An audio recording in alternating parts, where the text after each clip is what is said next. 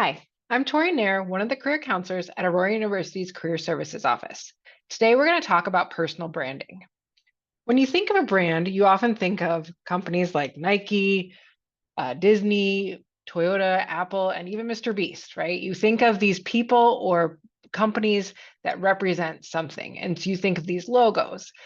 And oftentimes, when you're thinking about your personal brand and who you are, you have to think about your why, your values. What do you stand for? And when you look at these companies that are you see here on the screen, what are their values? What do they stand for? When you think about Nike, what instantly comes to mind? When you think about Toyota, what instantly comes to mind? Even Mr. Beast, who is a very popular YouTuber, he had to come up with his brand, right? And what he stands for and what his why is. And so I challenge you to think about who you are as a person and why are you going towards whatever career you're going towards, and what do you stand for? And what are your values? What's important to you?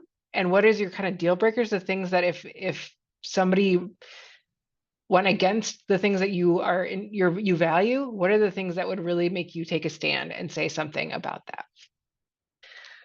So a lot of your branding will start in the classroom or even in your interactions day to day with people in person. So a lot of times you're going to be, showing up to class on time. You're going to be turning your work in on time. You're going to be raising your hand and being professional when asking questions in class, or with your friends or family or workers. You might, show up to work on time and be punctual and always cover people's shifts and things like that. That starts to build your brand, who you are as a person. If you value people's time and value that professionalism, guess what? That's going to be part of your brand and who you are and what you're bringing to the table in person.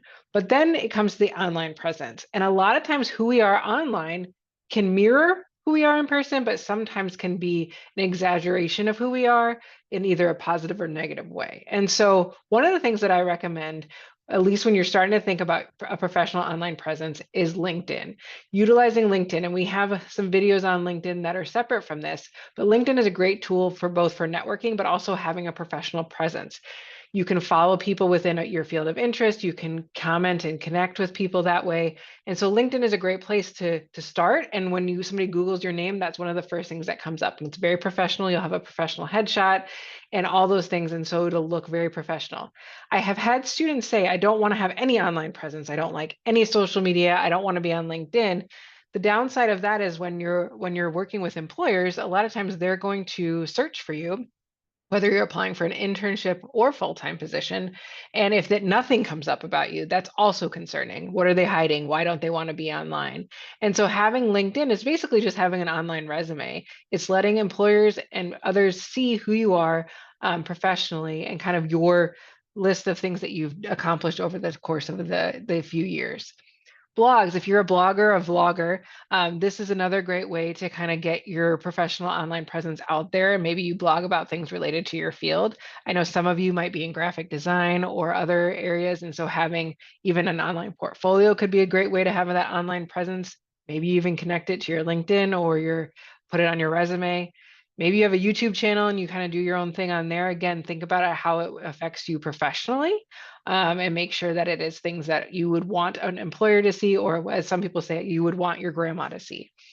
Other social media, some of you might be on Instagram, you might be on X or what was Twitter, or other sites, Snapchat and things like that. Just be aware of who you are out there and make sure those are professional. It's a professional presence. So again, go back to your why. Who am I? What do I stand for? And are the things that I'm posting on these sites aligning with those values and who I am as a person, or are they going against those? And if they're going against them, or there's a question about it, it may be better to not post it online. But you want to manage your digital footprint because, again, it stays around for a long time. People can Google you, Google your name, Google your email address. So it's good to kind of just be mindful now that you're in a more, academic and professional environment, to think about what you post before you post it. So a lot of times it's not what you post, it's what your friends post or the things that you like. And right now and in future times, you'll be in a potentially very political environment where there's a lot of opinions and very divisive opinions. And so I think it's good to kind of, while you may have your own thoughts on certain things and obviously take stand on the things that you really do believe in, but I think it's good to kind of be mindful. Don't argue with people, maybe be professional and have, more professional arguments or discussions with people online. Again, remember who you are and what you're trying to represent, and who you might represent. Not only yourself, which is the most important, but maybe an employer or the school you're attending here at AU. And so think about who you might be representing too as you make comments and as you like certain things. Again, it doesn't mean you should refrain from all communications online. You definitely want to utilize it, but maybe join in some productive discussions and productive or professional conversations versus just arguing and name calling on these social media tools. These are just the starting points to managing your digital footprint. We can help you and make sure that everything looks good. We can Google your name and go through it all together. So feel free to make an appointment with us, either by emailing or going on a handshake, but we can look at your digital footprint. We can help you build that LinkedIn profile, whatever you need to start to build that personal brand.